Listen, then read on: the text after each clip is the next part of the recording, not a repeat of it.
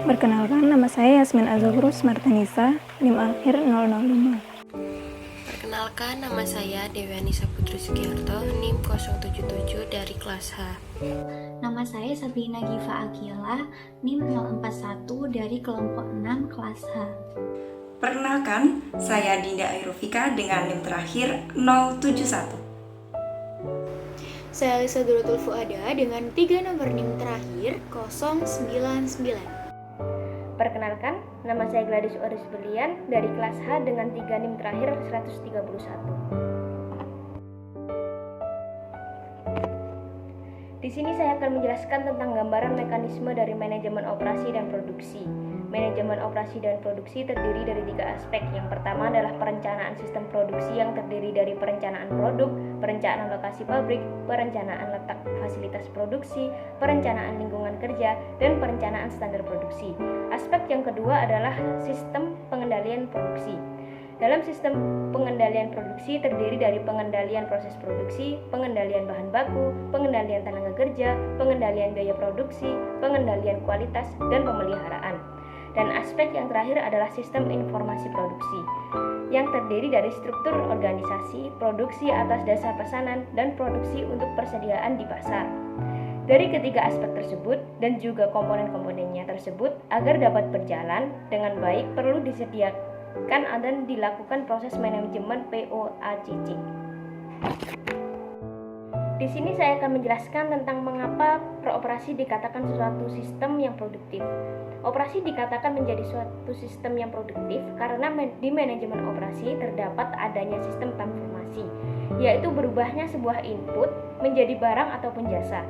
Masukan atau input yang digunakan dapat berupa tenaga kerja, bahan baku, modal, dan lain-lain, yang nantinya akan dirubah menjadi barang atau jasa dengan menggunakan teknologi yang digunakan oleh perusahaan tersebut.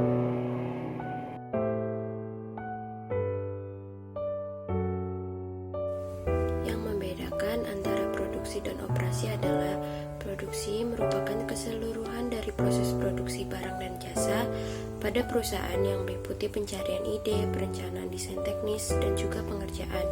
Sedangkan operasi merupakan kesatuan kegiatan dari keseluruhan fungsi yang ada di perusahaan untuk melaksanakan rencana strategis untuk dapat terus bertahan dan beroperasi. Ketujuh bidang kontribusi ini telah memajukan bidang manajemen operasi pasar jalur utama. Selanjutnya, bidang tersebut tetap dapat diterapkan pada manajemen operasi yang modern. Buruknya prestasi industri di Amerika Serikat yang terjadi di kalangan bisnis membangkitkan minat akan manajemen operasi. Kebangkitan minat ini terwujud dalam berbagai bentuk. Pertama, kembalinya memperhatikan kualitas. Kualitas yang lebih baik dipandang sebagai kunci keunggulan bersaing di beberapa industri. Hal ini menyebabkan perlu perhatian lebih terhadap kerjasama, partisipasi perencanaan kompensasi, dan sebagainya.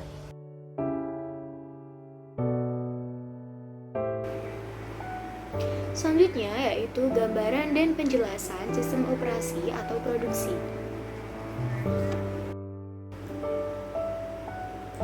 Yang pertama yaitu poin A, yaitu lembaga agribisnis. Dalam sistem lembaga agribisnis diperlukan input berupa sumber daya manusia di mana mereka yang memahami seluk-beluk agribisnis dimulai dari sektor hulu sampai dengan sektor hilir, serta sarana produksi agribisnis seperti bahan baku untuk budidaya hingga pemasarannya. Dalam proses ini dimulai dari pengolahan tanah, pemeliharaan, pemupukan, lalu pemanenan hasil dan penjualan produk agar hasil pertanian dapat diterima dengan baik oleh masyarakat.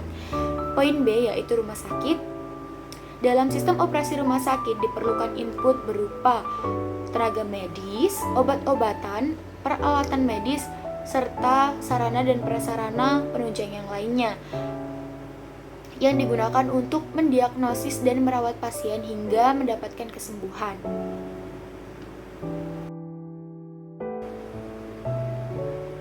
Selanjutnya yaitu poin C, pabrik sayuran dalam kaleng.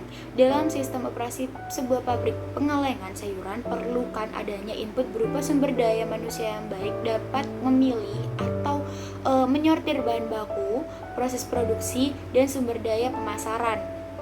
Nah, pemilihan bahan baku, pencucian, pencampuran bahan baku, pengalengan, pemeriksaan hasil produksi, dan sehingga menghasilkan output berupa sayuran dalam kaleng agar dapat didistribusikan dengan baik kepada masyarakat.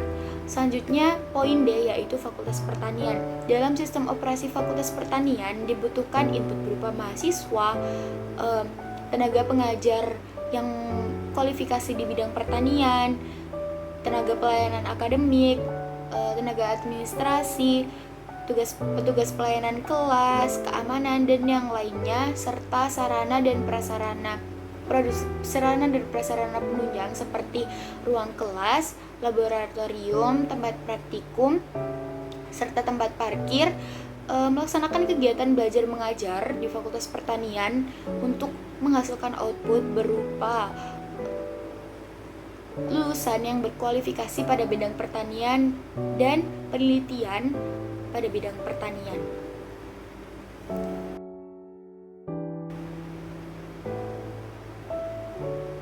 Selanjutnya yaitu poin E, supplier sayur organik. Dalam sistem produksi supplier sayur organik, input yang dibutuhkan yaitu berupa sayur organik dan sumber daya manusia yang mampu memilih dan memilah sayur organik yang akan dikirimkan ke konsumen maupun dengan proses pengemasannya. Nah, dilakukannya proses seleksi sayuran organik dari petani kemudian akan didistribusikan kepada konsumen atau ke toko sayuran organik ataupun ke konsumen secara langsung sehingga mendapatkan sayuran organik dalam keadaan masih fresh atau dalam keadaan baik. Dan yang selanjutnya yaitu poin F, perusahaan pertanian. Dalam sistem produksi perusahaan pertanian dibutuhkan input yang digunakan dalam sistem produksinya, peralatan dan teknologi untuk menghasilkan kualitas produk yang baik. Sumber daya manusia yang ahli dalam bidangnya sangat dibutuhkan dalam perusahaan pertanian, baik ahli dalam bidang produksi, penyeleksian bahan baku, maupun dalam bidang pemasaran. Dilakukannya pengelolaan bahan baku sehingga menghasilkan output sarana produksi pertanian dengan kualitas yang sangat baik dan diterima oleh masyarakat.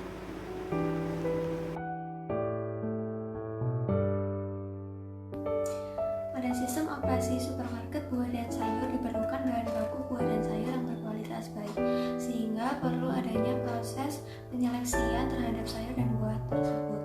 Penataan juga diperlukan agar dapat menjaga kualitas buah dan sayuran tersebut sehingga harus dipastikan sarana dan prasarana yang ada di dalam supermarket dapat berfungsi dengan baik.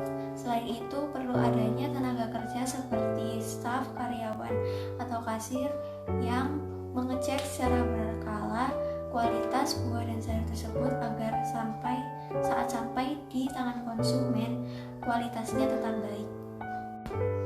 Pada sistem operasi toko barang elektronik diperlukan adanya barang elektronik yang berkualitas baik. Selain itu, sarana dan prasarana seperti gedung penjualan, gudang tempat penyimpanan, alat transportasi, lahan parkir, dan alat-alat pengoperasian toko. Selain itu, diperlukan juga SDM yang ahli di bidang elektro dan pemasaran.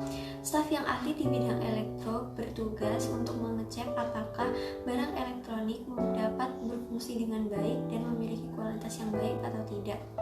Kemudian, staf yang ahli di bidang pemasaran bertugas agar dapat melayani konsumen agar dapat puas dengan barang elektronik yang tersedia di toko tersebut.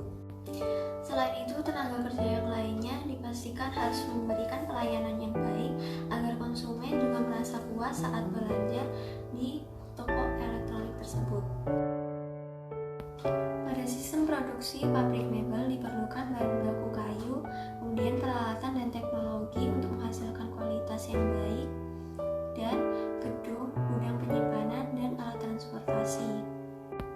Selain itu, perlu adanya SDM yang ahli di bidang pemilihan bahan baku, produksi, dan pemasaran. Pada proses produksinya dilakukan seleksi bahan baku, pengolahan bahan baku, dan pengecekan kualitas barang. Setelah itu, barang mebel tersebut akan siap dipasarkan ke toko mebel. Pada sistem operasi toko mebel diperlukan barang mebel yang berkualitas berkualitas baik, kemudian sarana dan prasarana toko seperti gedung tempat penjualan, alat transportasi pengangkutan, dan alat-alat pengoperasian toko. Selain itu, diperlukan juga SDM yang ahli perkayuan dan pemasaran. Pada proses operasionalnya, toko mebel melakukan peletakan dan penataan barang mebel, pengecekan kualitas, dan pelayanan terhadap konsumen. Hal ini dilakukan agar konsumen mendapat barang mebel yang berkualitas baik dan pelayanan yang baik pula. Pada sistem operasi bank diperlukan SDM yang ahli dalam bidang keuangan dan pelayanan nasabah.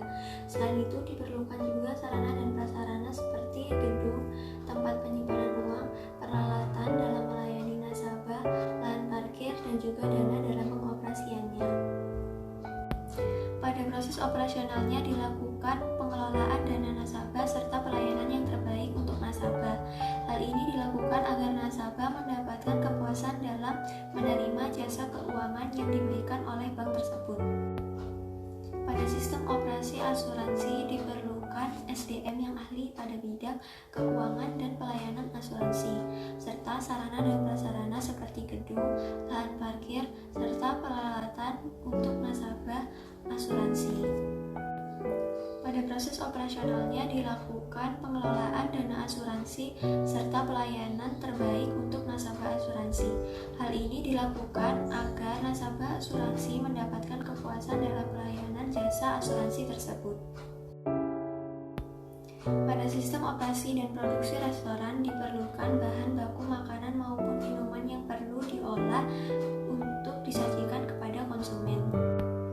Pada restoran diperlukan juga SDM yang ahli dalam bidang memasak, pemasaran, administrasi, serta pelayanan kepada konsumen. Sarana dan prasarana yang dibutuhkan yaitu gedung, lahan parkir, peralatan memasak, serta peralatan untuk melayani konsumen. Pada prosesnya dilakukan pengelolaan bahan baku menjadi menu yang sesuai dengan permintaan konsumen, serta pelayanan terbaik untuk konsumen. Hal ini dilakukan agar konsumen merasa puas terhadap menu masakan yang mereka konsumsi.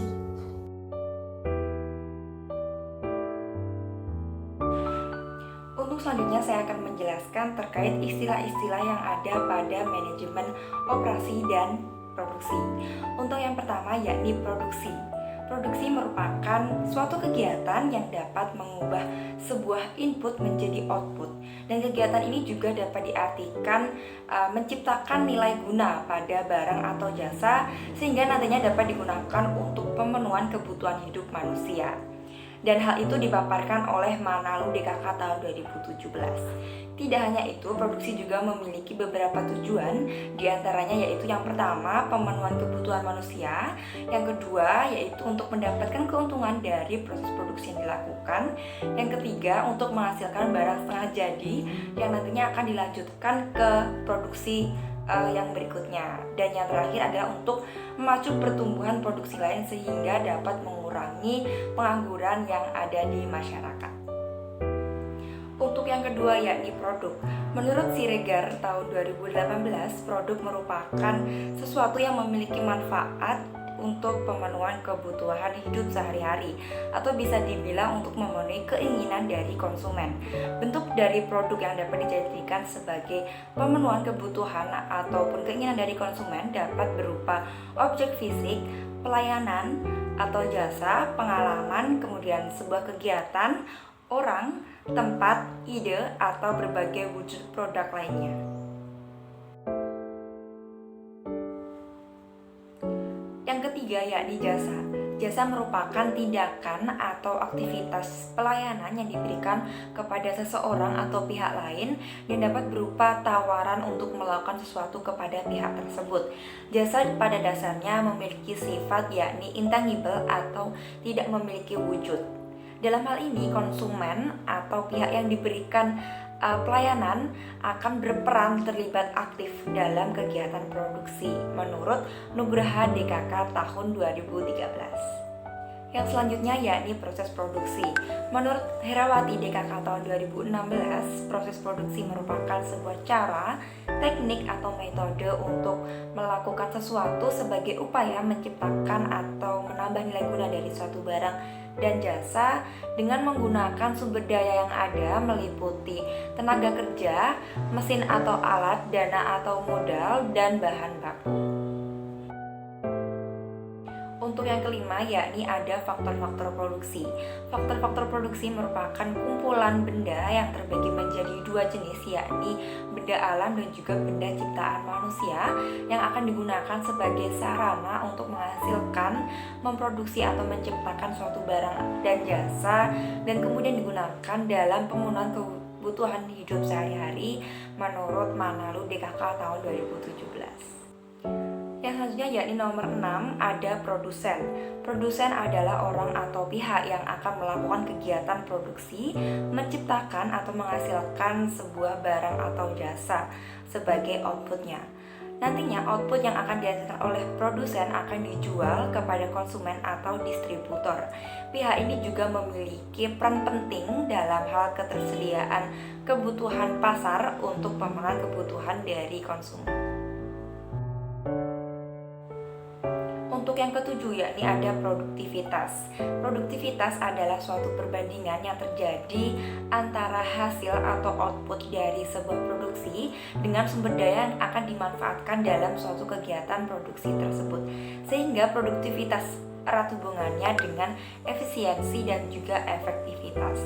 Menurut Apriyadi DKK tahun 2020, produktivitas juga dapat diartikan sebagai tingkat skill atau kemampuan dari tenaga kerja di suatu usaha dan digunakan untuk mencapai sebuah tujuan dari usaha tersebut. Yang kedelapan ada sistem produksi dan operasi. Pada sistem ini, proses dan output sepanjang produksi akan memperoleh umpan balik berupa informasi. Informasi tersebut akan digunakan oleh manajer untuk melakukan pemeriksaan atau penyesuaian dari pengubahan masukan atau input menjadi output atau keluaran dan menghasilkan output yang diinginkan oleh perusahaan. Hal tersebut dipaparkan oleh Julian Tree di KK tahun 2020. Dan berikutnya ada 4 fungsi terpenting dalam proses produksi dan juga operasi, yakni ada proses pengolahan, proses perencanaan, jasa-jasa penunjang dan juga pengendalian atau pengawasan.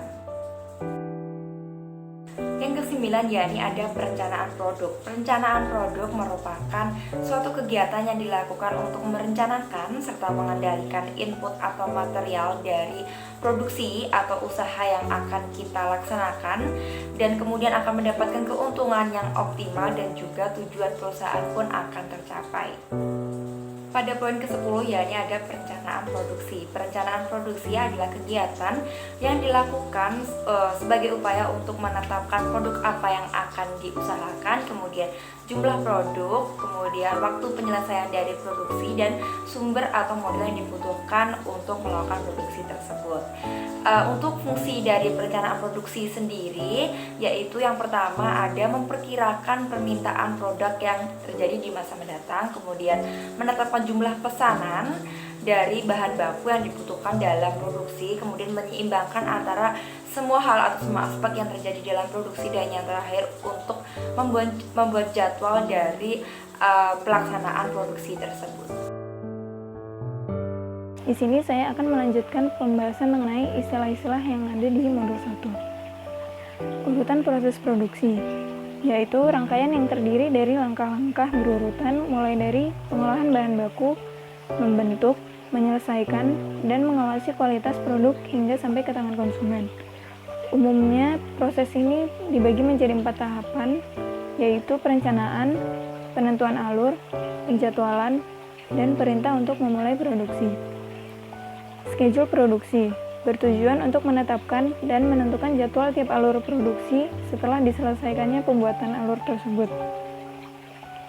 Schedule ini dibuat dengan memperhatikan jam kerja dan lamanya kerja tiap alur produksi.